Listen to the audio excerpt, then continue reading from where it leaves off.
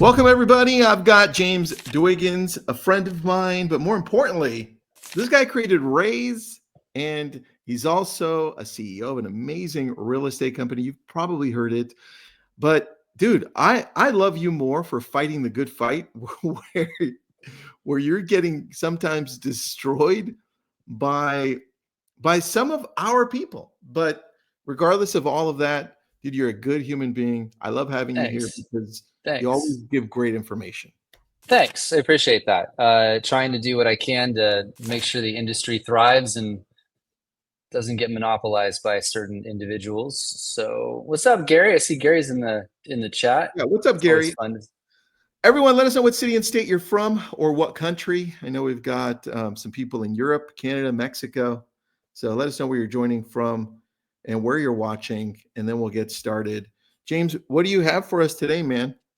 Yeah, so I've been obviously talking about a lot of the changes in our business and the threats and the things that are happening. So I thought I would share a little bit about Fintech's latest moves into residential real estate. Just quick backstory for those that you don't know me. I'm third generation. I've been in real estate my entire life. Grandfather started his company in 1967. Both my grandparents, both my parents were brokers, worked for their companies. So I've literally been in this business. I am an SOB. I'm a son of a broker. So I've seen a lot of threats, Tristan, over the course of my career about our industry. Quote, lions over the hill. For those of you who've been in the business long enough, you've heard that terminology. But I definitely will tell you, I think for the first time, there's some really interesting moves going on in the space that I think will fundamentally shift how residential real estate operates. And to be clear, so it doesn't get confused on this, I'm not saying realtors go away. What I am saying is the current role and how we do things is going to shift. And so what I thought I would do for a few minutes is just show a little bit about where Fintech is, the moves that have been made in the space between Rocket, Movado, Bayview, most of you don't even know, a little bit about what their plans are. I actually have had the opportunity to see Rocket's new consumer portal and what they're doing to incubate the homeowner over that 8 to 13 years, which is where I think the biggest threat to what we do will come from. So I'll show you that, and then I'll give you some solutions on where I think the industry must move over the next, short term and certainly in the next few years to be relevant based upon these changes. That's kind of my plan. Tristan, I don't know if you want to start out with that or... Let's go. Let's go. Okay, let me go and pull this baby up. Sure. Let me make sure, Tristan, give me a thumbs up that you can see this. Got it. See it, buddy. All right. All right. So look, I'll start out with this. This is a quote from. This is essentially the background of what Rocket's move has been into the space. You all know they acquired Redfin. There's also been an acquisition of a company called Mr. Cooper. What I'm showing you is some slides from their investor presentation that I think is very telling about what they're looking to do. And again, I'm not ragging on Rocket just for context. I want to just give insight into what major players are doing in the space. This is what they call the current state of home buying. They show the average cost of a real estate transaction in the United States based upon title premium, listing agent, buyer's agent fee, mortgage, etc. And they're not shy about what they're going to try and do here, and that's bundling. You've all heard this before. I'm just going to give you a much deeper context to how they're looking to do it. But this is the number today. That's the number where they want to be. And I think what everyone needs to pay attention to is where a predominant amount of that money is aggregated is here on the realtor compensation and obviously on mortgage, but realtor compensation being the primary.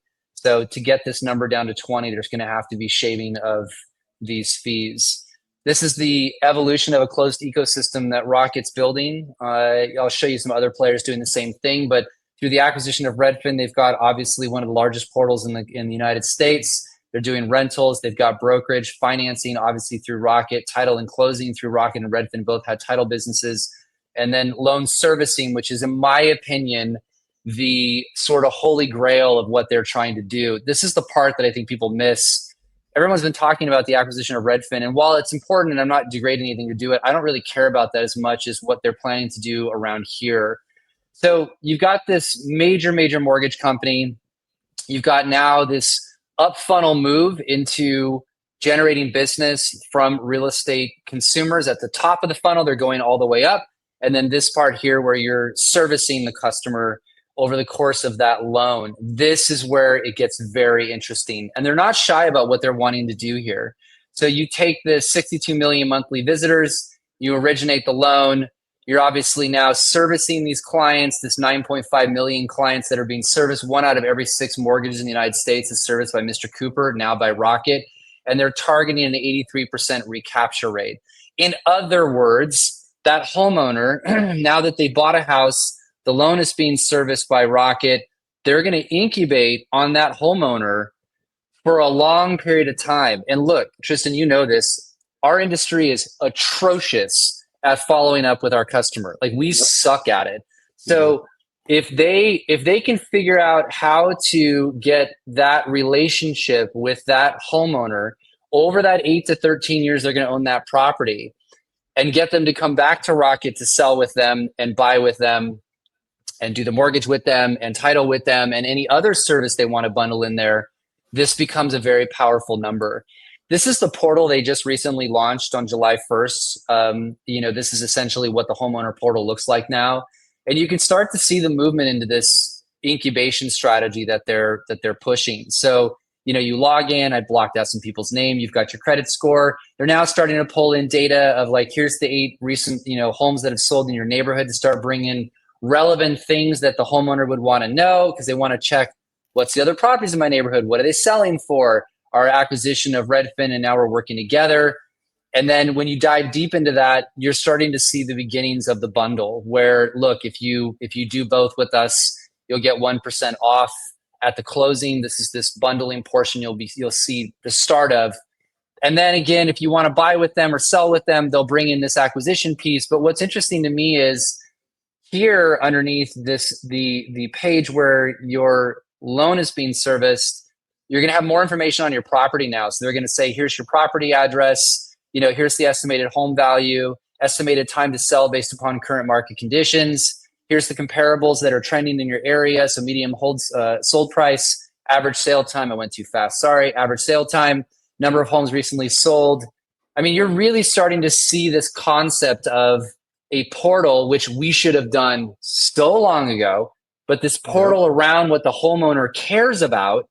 And it's the foundation for this ability to create stickiness and then start to drive services and other products and things that they might acquire or offer to this homeowner. They're going to try to insert themselves, which is a smart strategy, into that relationship, because once we're doing, the traditional realtor is done selling, it's like, yeah, we never talk to our customer again unless we do like a happy birthday or something. So, this is a big move. This is the start of this move. You're seeing Zillow building the same thing through their super app. This is this ecosystem around what they're creating. And, Zillow's business model, as you all know, it's to develop leads. They sell those leads for 40% referral fees or premier agent. If they can also incubate that customer and get them coming back, then it drives more business. That's the whole point of this. And then you've seen this movement even with, Lower buying Movado. So now you've got another mortgage company that's bought another real estate portal, not as well known one, but certainly in the top 10, that movement up funnel. And what I find more interesting is the stuff that people aren't paying attention to, which is this. So Bayview is also one of the largest servicers in the country. And so most people don't know them. They have additional entities like Lakeview is their servicing portfolio. And they're servicing billions of dollars worth of real estate as well. And because Rocket now is owned a servicing company, they're not going to be getting servicing business from Rocket anymore. So what did Bayview do? They're buying mortgage businesses. So they've already owned a percentage of Guild prior to them essentially buying them out and taking them off the public market. But they're moving up funnel to create a network of essentially origination business that now they can service through it as well. And then the one no one's talking about is ICE, which is a major player in the data world, also building this end-to-end ecosystem. So Tristan, I'll stop there real quick before I start talking about where we need to go and see if you've got some questions. Yeah. How does RESPA play into this? It's a really good question. So the thing you have to remember, and I'll stop here just for a second to come back. The thing you have to remember here is when you have when you bought Redfin, you bought employee-based agents. And when you have employee-based agents, bundling is not an issue when it comes to RESPA. Also, Rocket is not a bank. And so there's a movement here. Now, I can't speak to Rocket. I do not work for them. I'm simply speculating on all of this. It's just sort of common sense. But when you've got employee-based agents, the ability to bundle services is not an issue for RESPA. And so, Redfin has had a lot of employee-based agents. Now, I understand they've got a lead gen network and they're going to work with brokers. I'm not, again, saying otherwise.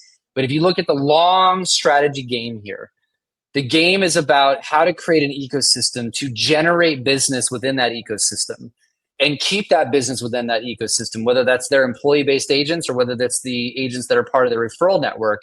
But if you think about the strategy today, you look at Zillow at 40% referral fees, they're going to push that number as high as they can. This is the funny part I always talk about, Tristan. I think you'll kind of smile at this. Everyone always talks about Zillow becoming a brokerage or these companies becoming a full-blown brokerage. And I'm like, why? Why would they want to do that? Yeah. I mean, they've got a 40% referral fee with no fiduciary in the transaction. Find me a broker on planet Earth that has that split with their agents today, and you won't. So you've got this model where you're generating referral fees. You're not having to put all these people on independent contractor agreements. You don't have any overhead for office space. You have no fiduciary into the contract. Like, it's the best business model on the planet. So again, we don't know exactly where this is going to go. The point of this more than anything is this, though. This is the whole point of why I'm trying to talk about this. The world is moving to a place where homeowners are going to get the experience they've been wanting that our industry has failed at giving them. We have done a horrible job of creating a mechanism for staying in touch with our clients over that life cycle of home ownership.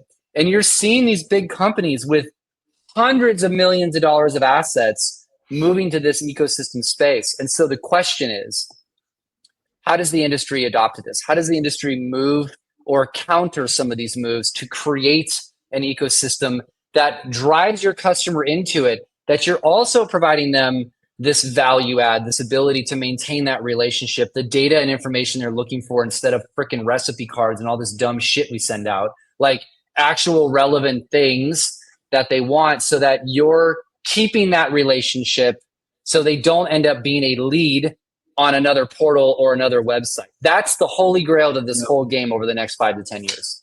Yeah, and I think just based on what we've seen and how these companies progress, as you and I remember when Zillow started, I don't know that they're there yet or that they know how this is going to work eventually, because they're going to tweak it until it actually does work and something hits. And I don't know that we have seen the finished product of it, which is, to me, a massive opportunity for us to be able to say, okay, great, they're going there. Let's work along similar lines to figure this out at the same time. Yeah, look, I mean, Tristan, the thing that everybody needs to remember, and first of all, I would say, it's just my opinion, I would not underestimate what Zillow understands or what they're wanting to do. Those are very intelligent people there. Oh, yeah, I agree. They're going to figure out how to create attach rate on mortgage. They're already playing with that. They're going to figure out how to do attach rate on their ancillary businesses. Their mortgage business was up roughly 40% year over year.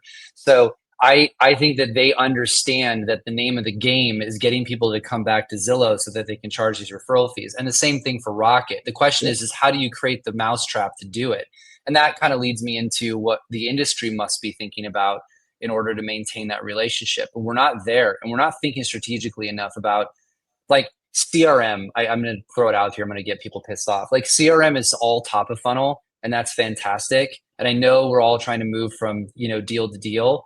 But if you aren't paying attention to the long tail relationship, that CRM system will be irrelevant anyway, because the customer is going to go somewhere else because somebody did a better job of getting their attention and catching their interest. And I don't care. Look, and you all know this, like, we have 6,000 agents in NextHome. I don't care how good your relationship is. At some point, some amount of money is going to cause a consumer to think about whether they want to pay for your services or not. And if it's $40,000 versus 20, I don't care how wealthy you are, someone's going to be like, that's a lot of money. Like, I may want to look at that. So you have to justify your compensation to be relevant in this future. And you have to provide an experience the consumer wants in the way that they want it so that they keep you top of mind. And we are not there yet. Like we're behind based upon where these large companies are already moving. So very true, man. William's got a question. What do we got here? They're going to launch a private, oh, not a question, a comment. They're going to launch a private and exclusive program. I heard that at a campus picnic or compass picnic. Is that Zillow? Is that what you're talking about, William? Zillow? That's my assumption. I don't think Zillow's going to launch a private exclusive program. I don't think that's what they meant. Because Zillow and Compass are suing each other. Compass is suing Zillow over not allowing private exclusives. Over the exact same thing. Yeah. Valerie, with these acquisitions and mergers, do we have a potential monopoly issue? It's a really good question. I'm not a lawyer, so take my opinion and advice. It's the same as somebody staying at a Holiday Inn. But I will tell you that you have to think about monopolies from a perspective of, like, I'll give you this example with the Compass Zillow lawsuit. If Zillow went away today, does it affect consumers at all? Does our home buyers affected whatsoever? No, because they can go to any other real estate agent website, brokerage website, any other consumer portal, etc. Can you guys all continue to do your business? Yeah. Does it affect pricing? No. So the question is, does it get there? I don't know. Certainly, as you're starting to really bundle all of these additional services, there's questions around that. But there's lots of players in the space. There's Rocket, there's Zillow, there's Realtor. There's now lower Movado. Like, it's not a monopoly, really has to be down to a few organizations. So again, I'm not a lawyer, but that's my overall take on it. Yeah, I agree, man. I agree. All right. What's the solution? All right. So how do I bring this back up? I got you. Let's see here. You're on the ice. Yeah, I'm just trying to hold on a sec. Let me just do this again because I got it all backwards. All right, share. Here we go. So two things. Number one, I think you guys should look at it from two perspectives. I'm going to show two products. Full disclosure, I'm an investor in this company. I'm going to show you another company I'm not, but they're relevant. So you'll see why. We got big issues we need to deal with as an industry. This is the average percentage or the average amount of time a consumer thinks that the agent today, you all spend helping somebody buy a house. They think it's literally almost half of people think you spend less than 15 hours. That's a really bad number. The average amount of time is 87 hours. So we've got a perception reality. Why I'm sharing this, Tristan, is because, again, if consumers don't find any value in what you do, they're going to go down that road of, I'd rather save $20,000. You have to justify your compensation. So first, this product called Rayse, which has been in development for 2 years. It is literally a product, I'm going to simplify this fast for conversation's sake, that tracks everything that you do.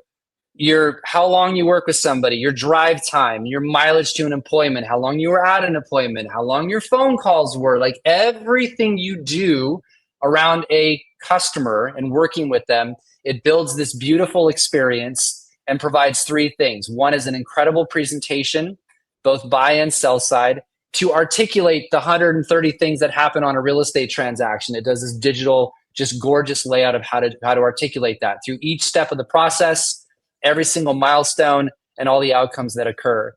Two is an app where you invite the buyer or seller into the experience so they can see what's going to happen. And as you're doing it, it's updating them. So it's cumulative. It continues to show, as you can see here, how many activities you completed, how many outcomes have been done, how many houses that you toured, how many offers have been written, all the things that they forget about over the course of 60 days.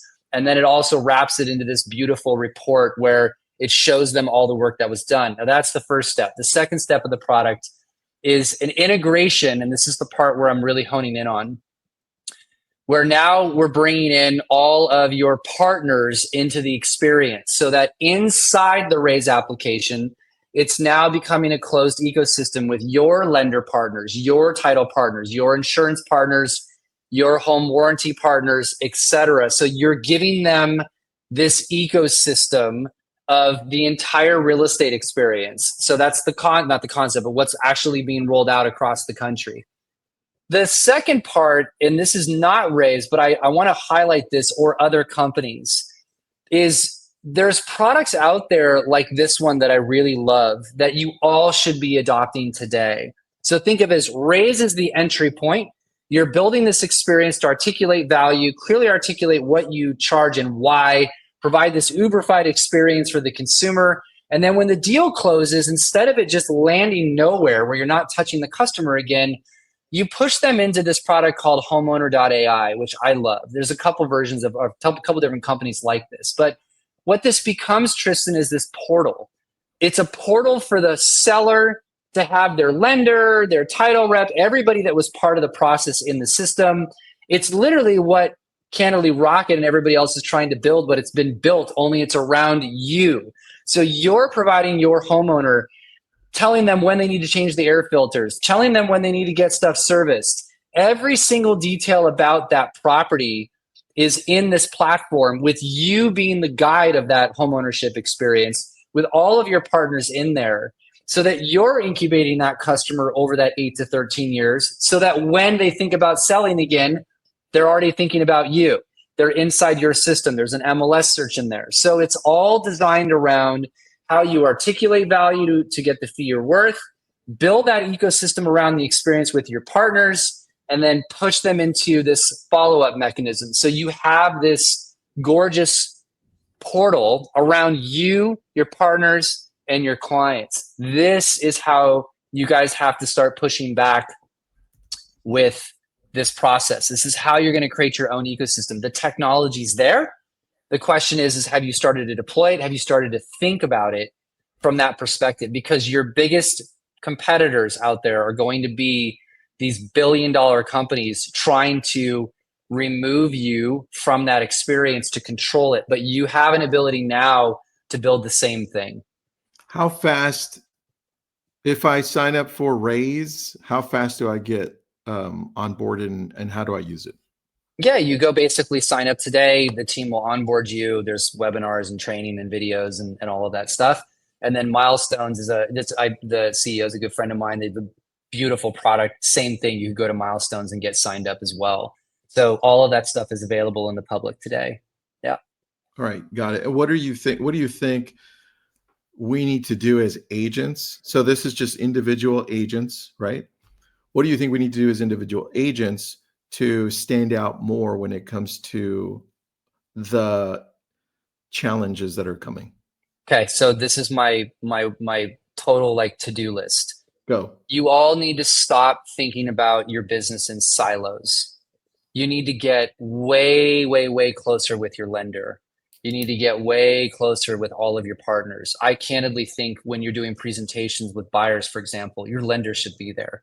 You should be talking about financing options with them. You know, what's going to make sure a loan gets closed, what's going to cause things. The more you consult, Tristan, I'm a big fan of this. We have got to get back to doing consults, for the love of God. You can't just do things without sitting down and nurturing that relationship. So I think the closer you can start to build a stronger ecosystem and relationship around your partners is the first step. The second step, get used to articulating value very clearly. This is an incredibly important comment I'm going to make. People only find value in the things that they can tangibly see. They do not value the fact that you spent 4 hours driving to an appointment, calling the listing agent, reviewing the disclosure, going through all of that shit, writing an email, doing all these things for then sending it to the buyer and they say, I'm not interested. And then you wash, rinse, repeat 10, 15 times. They don't see any of that. They only see you at the showing. If you aren't capable of clearly showing your value, your compensation will go down. It's just starting. It's just starting because these companies are going to state, and they're going to position you as traditional and expensive. That's what they're going to position every realtor as. Yep. And people are willing to pay a premium for service and convenience. You have to get really good at showing that in this future. And this isn't I'll worry about this in the next few years. This is a right now thing. This product I showed you from Rocket just started in July. They're going to iterate like crazy on that. So it's going to become more of an issue if you can't start at the front. The second thing is I think you should look at a product like Milestones. And by the way, there's lots of companies out there. I think there's some comments in the chat about other firms. Find the one you love, but make sure you start working towards that incubation process. Our industry is way too top of funnel. We're always just thinking about the next lead to come in to work that lead. You have to do multi-track. It's top of funnel, And it's how do you get that repeat business to come back? And we just suck at it. Like we have not thought about that in detail. That's going to be the name of the game, my friend. Like it's all a matter of who's going to get that long tail business is going to control the experience long term. And we are already at a disadvantage. We are already behind the 8 ball as an industry. Dude, I agree with you. I think here, if we want to add to this, because we forget sometimes as real estate agents, to remain relevant, we need to look at what are the most visited websites in the world, right? Which are they? And you look right now, everyone, if you want to Google it, find Wiki. It'll say Google, YouTube, Facebook, Instagram, and Chat GPT, right? And now you have Google and Chat, which is where I go to find the answers that I need. And they pull from the content that you're creating. And the fact is, a lot of you aren't creating content. A lot of you aren't showing up because James said here, humans only understand what they see. But guess what they don't see? They don't see you. You're not showing up enough. Like, how often are you showing up and saying what? Like, if you do sign up for Rayse, the first thing I would do is, why don't you go and break down exactly what people are going to get when they work with you? How this process. Totally. Check out what I do differently, guys. Differentiate yourself. Totally. And that's the beauty of that product was literally designed with agents, buyers, and sellers to create an experience the buyer and seller realize. I'll give you an example of this. We did a component in that product. We spent 4 months working with buyers and sellers. This one's fascinating to me and it drives me nuts. I don't know why we're so uncomfortable talking about how we get paid. Like, I don't even get it. Because here's the funny part. You ready? Every time we ask the buyer or seller, how does the realtor get paid? Either they didn't understand because we, again, aren't good at explaining it, or we try to avoid it. Or number two, they think you make the gross commission. That's what they actually think. Yep. And so when we created this, we have a whole function. There's a whole page in the presentation. It's amazing. It lays out what you're charging them. It can be a flat fee, it could be hourly, it could be percentage. So it's all compliant for, all different types of fee models. But what it does is it also lays out, hey, by the way, I got this lead. You were introduced to me from I'm picking on Zillow today because I can. So you were introduced to me from Zillow. Well, they don't know that you had to pay a 40% referral fee. We lay that out. And the buyer's like, wait, what? I had to pay you 40% of your income just went to Zillow? Like, have the conversation. They also, by the way, don't realize that you have a brokerage split. Oh, that you're an independent contractor, that you have to pay both sides of Medicare and Social Security, that you have operational costs and marketing expenses. And by the way, here's the best part, Tristan. When you lay all that shit out and you show the buyer seller, they're like, oh my God, like I had no idea. They don't ask you to discount your compensation because they feel bad for you. But the best and most funny part about it is when we do the same thing, the agent looks at it and goes, shit, I ain't charging enough. Yeah. Like, I'm not making enough money because we're going to show you how many hours that's in there on average that you're working. Yep. The average realtor is making $50 an hour. Wow. Let that sink in for a sec. Yeah. It's not nearly what you think, especially when a referral fee is 40%. Well, then you got 60% left. You're going to give 10% or whatever the number is to your broker. Then you got 50% left. And you got to give 20% of that to the federal government. Then you got operational taxes. If you live in California, you got to give 10% to the state. Like, you don't make shit, but everybody thinks you made the gross. So like, if you don't articulate very clearly what it is, people are going to make assumptions. And that's what the consumer is doing every single day. If you show them what you do, they'll actually love and respect you and be like, damn, like, I didn't even know. I didn't realize you were going to spend 120 hours working with me. I had no idea. I thought you just opened doors and wrote a contract. Yeah, you bring up such a good point. And I would do this, James, if you guys are going to be open about it when you're doing a presentation, I would get the hour. Let's say you said 87 hours. So on average, you don't have to show hours, by the way. Yeah. You just say how many hours you work it to yourself, put it into ChatGPT, have it break down all the costs. Say, hey, I'm an agent in this state and this is my split. And it would just break down everything for you so you could see how much you actually net and make per hour, and then use that. Yeah, and that's the same functionality that's there if you want that. So it's been really fascinating to build a product that gives the agents the confidence to ask what they're worth, feel strong about that, and push back. And what we're finding is consumers don't actually push back anymore because as soon as you show them what you do, they're like, I just had no idea. I feel like an asshole even asking you to discount your compensation. So Yeah. So that's my pitch, man. That's like, I want to give you guys some insight on where things are, what's happening with fintech. I think, by the way, you're going to see more moves in the space. You're going to see people move top of funnel. The game over the next 5 years is all about how you retain that relationship with your customer so they come back to you and not end up somewhere else. If you can't solve that, you're going to have real problems with your business in the future. So agreed. Everyone, please thank James here. He is, I'm going to just show really quick because you took the time to do this. Let me grab this. He's the co-founder, founder of Rayse. Can you all see my screen, James? Can you see my screen? yeah, I can. Thank you. Perfect. And he didn't ask me to do this, but I'm going to do this anyway. So thanks, man. I appreciate it. Please, everyone, go check out Rayse. Just click contact, fill your information out, and you can take a look at the very amazing, cool thing they've built over there, and they're still adding to it. So thanks so much, man. I appreciate your time. And everyone else, Appreciate you, buddy. Great Thanks, job. everyone.